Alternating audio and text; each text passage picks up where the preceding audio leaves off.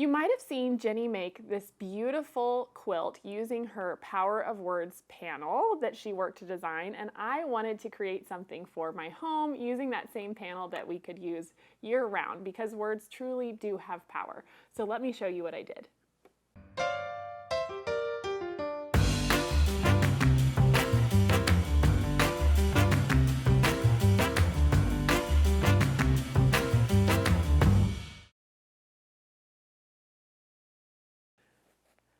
So like I said, words truly do have power, and I love to hang my favorite quotes and any type of inspirational things around the house to help us get through hard days and just stay happy and positive.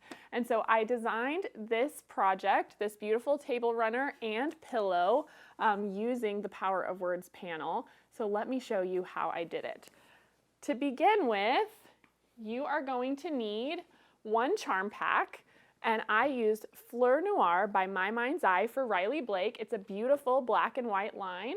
You're also going to need, of course, one of those Power of Words panels. And then you'll need a 1/4 yard for your inner border and sashing, a 1/2 yard for your outer border, and a 1.5 yards, I believe, for your backing. And I just want to point out, I made a quilt with this same collection for a triple play, and I used this beautiful fabric for the backing. It's this great cheater cloth, and that's what I used here as well because it's just adorable. So let me show you how we're going to make this. To begin with, I like to use this Tula Pink Fussy Cut ruler. It's a 4.5 inch ruler, and that is what I'm going to cut out all of my words using. You could use them at 5 inches if you wanted, but I just really like how this all worked out at 4.5 inches. And so you can see I've cut some of these words out already, but I am going to just pick one here and show you how I did it. So let's do gratitude. I think that's a good one. And I will grab my ruler. And so you can see this works out exactly at 4.5 inches, and there are lines that show the center in both directions. So I just kind of like to eyeball and make sure my word is centered on that 4.5 inches. And then I'm going to cut that out with my rotary cutter.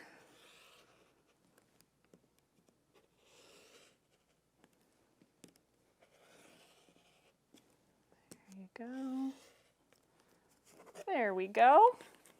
And so for the runner itself, you're going to need 4, and then for the pillow, you'll need 4 as well. Of course, there are obviously lots of words on this runner, so you can keep cutting as many as you want and just make your runner longer if you like, or make a bigger pillow.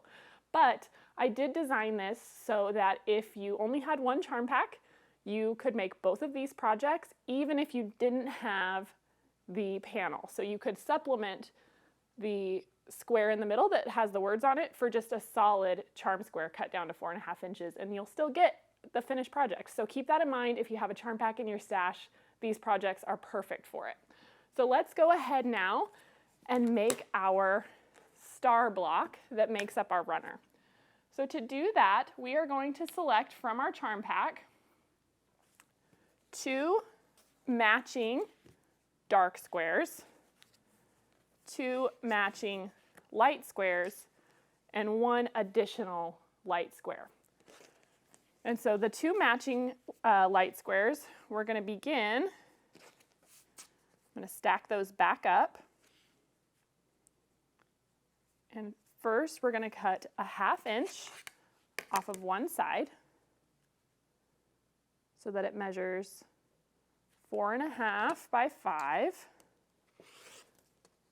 And so there's that cut. And then now I'm going to turn this.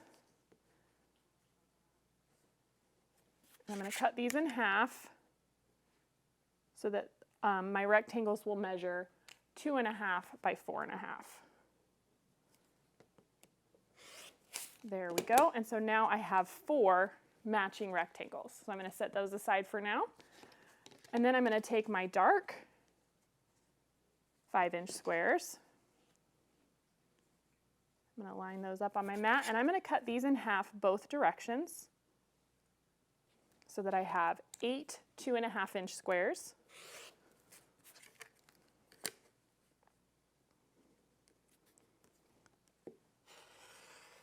There we go. And then those get paired up with our rectangles.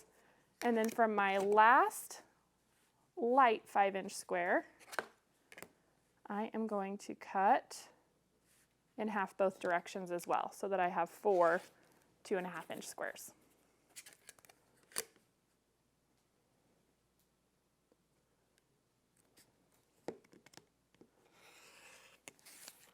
There we go. So when I take these pieces and one of my 4.5-inch letter blocks, this is what I need to make one block. So let me show you how we're going to do this now.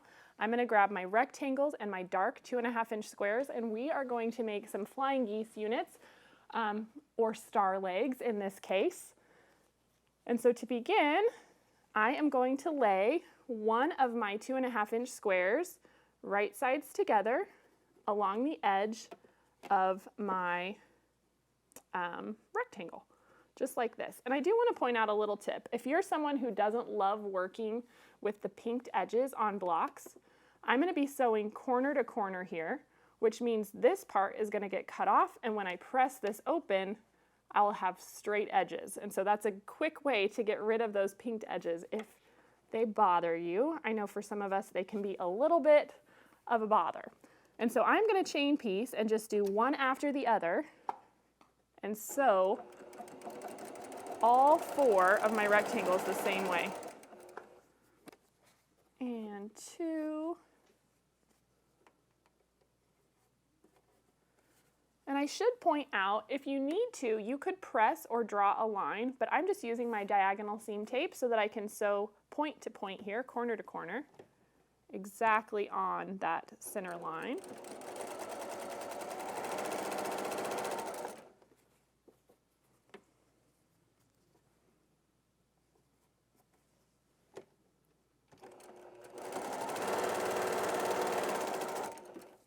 And the last one.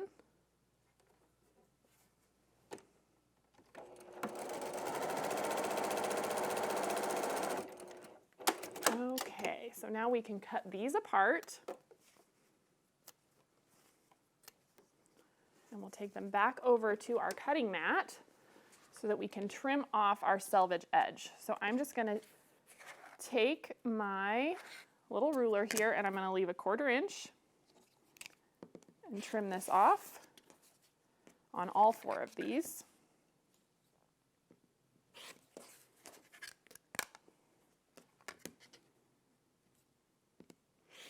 And when we snowball or make flying geese units this way, our rectangle should stay the exact same size that it started. And so now we can press this back. And I'll just roll that back on all 4.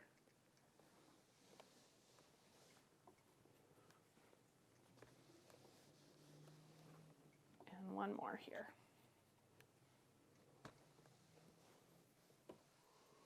There we go. So now we have all 4 of those ready to go. So let me show you how we are going to make sure we have our star legs.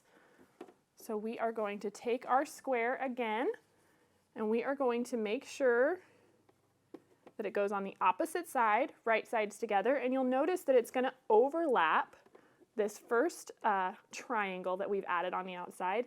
And that's on purpose, so once we sew these together, it will give us a 1/4 inch seam here on the end, and we'll keep our points of our little flying geese unit. So now we're going to sew corner to corner this direction and create our star legs.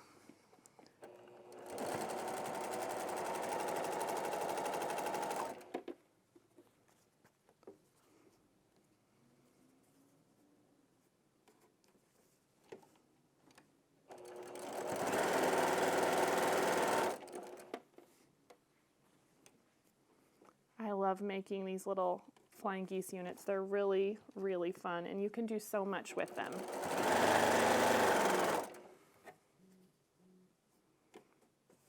Okay, and the last one.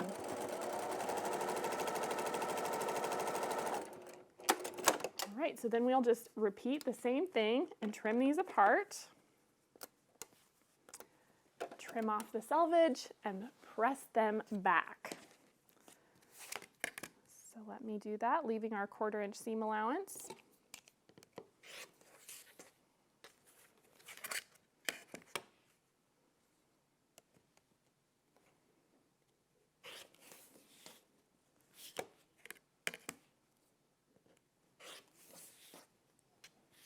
And one more.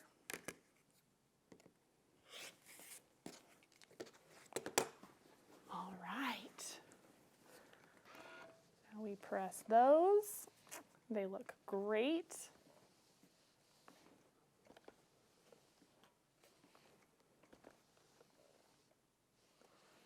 All right. So from this point, if you want to double check and make sure that these still measure 2.5 by 4.5, you can do that. The little 2.5 by 8 inch ruler is great for that because we can just lay this on here and I just kind of eyeball it and double check. That looks great. That one too. I'm not looking for perfection, but it's just good to check and see if anything's really far off. Sometimes when you do this, they can get wonky. Those look good. All right, so now we can put our block together. And so I like to use my 4.5 inch word that I fussy cut. And I always start by putting it in the middle. And then our star legs that we just made are gonna go pointing in towards the word, just like so. And then in our 4 corners, we're gonna put those 2.5 inch light squares that we cut. Just like that. So let's go ahead and sew this block together.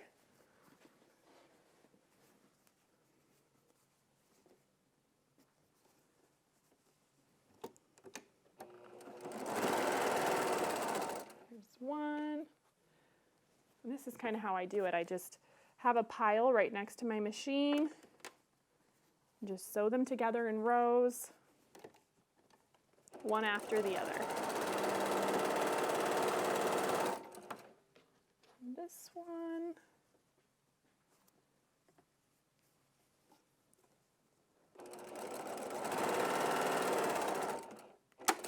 There we go. And so now I don't even press yet. I just fold this open and I can add the next one to it. So this one's gonna go here.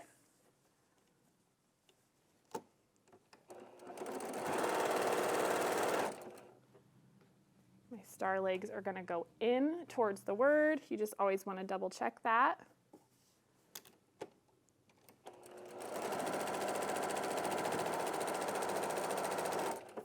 And the last one, just our little square. Perfect. So now let's go ahead and give this a press.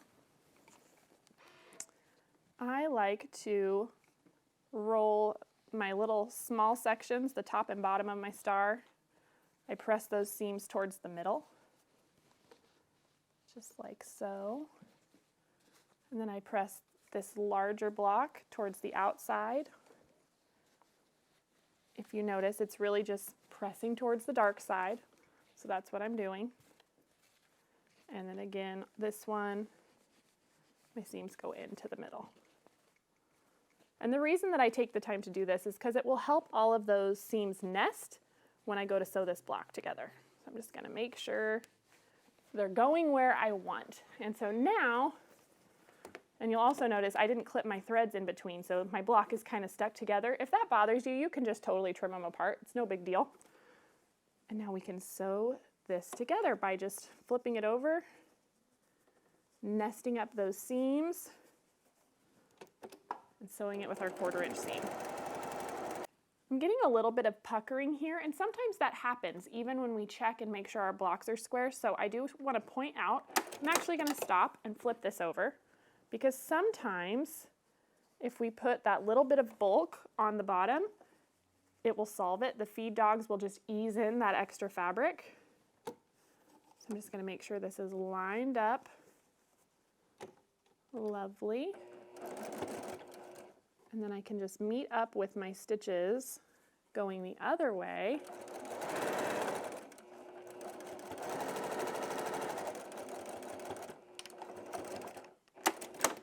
Check that.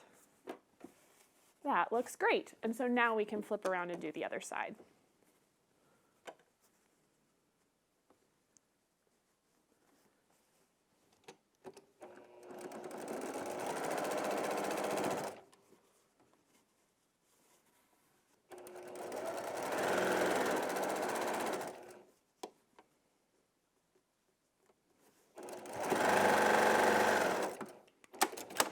All right, there we go. Now we can press our block so it lays nice and flat, just like so. Isn't that so cute? I love it. Even if you just made one and made a little pot holder out of it, honestly, you could do so much with these words and these cute little star blocks. So then let me show you how we finished off this runner. All I did was use these 2.5-inch background strips, and I just cut them to the length of our block, which is 8.5. And so then I just set a block and then a background strip and a block and then a background strip, and I actually started and ended with those background strips to start the first inner border, and then added an additional strip top and bottom. So that's what you see with that sashing and first inner border. And then for the outer border, I use this fun plaid print, and it is 4 inches. And so that's just how I finished up the runner. It's really, really quick and easy. And like I said, I use that cute cheater cloth on the back. So let me show you how to make this little pillow, because it's also quick and easy, but I just didn't add the star legs. So let's put together one of these really quick. So to make the pillow, you're going to need to select 6 of your dark prints and 3 of your light prints. I do want to point out, if you're making both the pillow and the runner, because I used matching prints in the runner, I would make sure that you pull those out first, because I just made the pillow scrappy. So let's pick out 6 different dark prints. 2, 3, 4, 5, and one more. Let's see, how about this stripy one here? That looks good. And then 3 light prints. I'll do this one. And how about these dots? And this one. And so let me show you how we're going to cut these. Now that I've picked them and I have just some variety in the prints, I'm going to stack these back up. And I just like to do 3 or 4 at a time.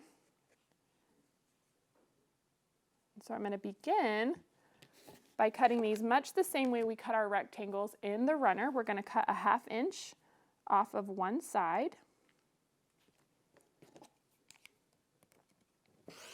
There we go. And then we'll cut them in half the other direction so that it measures 2.5 by 4.5. And we'll stack those up. I have some other ones already cut, so I'm just going to add these to the mix. I do like to put one of each in the pile just so I have some variety in the prints. So there we go. Those are ready to go. You're going to do all 6 of your 5-inch dark squares that exact same way. And then from your 3 light squares, you're just going to cut those in half both directions. And I already have some of those cut as well. So you're going to have 4 2.5-inch squares out of each one of your light squares. So then now let's lay out the pillow. And so you're going to take 4 of your words that have been trimmed at 4.5 inches square. Or if you wanted to just use a charm pack, remember you could do that. You would just trim it to 4.5 inches. And then we're going to lay these out. So let's grab our stacks here and start laying those out. And I like to start with the dark just because I want it to be mixed up.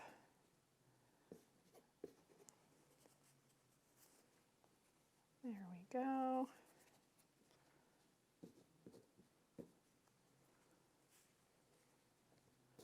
And I just kind of play with it as I go to make sure I'm happy with where everything ends up.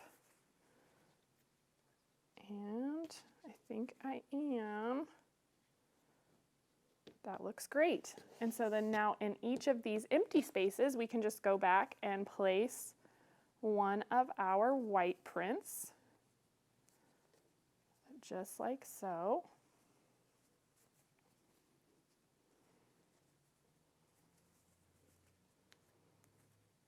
Isn't that fun? And so just like we did on the pillow, then on the runner, excuse me, we're just gonna sew those together in rows until you have this great little pillow that finishes up at about 14 inches. So I put a 14-inch pillow form inside of here. So for the back, you're gonna cut 2 pieces that are 14.5 by 10.5, and then along the long edge, I just turned that under twice, a 1/2 inch, and top stitched. And so then we just sandwiched that together, finished it off with a binding, and it turned out great. So I hope you guys enjoyed this project. I really love how both the runner and the pillow came together, and I love the panel that Jenny designed in honor of Breast Cancer Awareness Month. So I hope you all have a wonderful day, and I'll see you next time. Hey everyone, it's Misty. Thanks for watching At Home. If you aren't already a part of our Missouri Star family, be sure to subscribe and hit the bell if you want a notification every time we release a new video. I'll see you next Monday on the newest episode of At Home.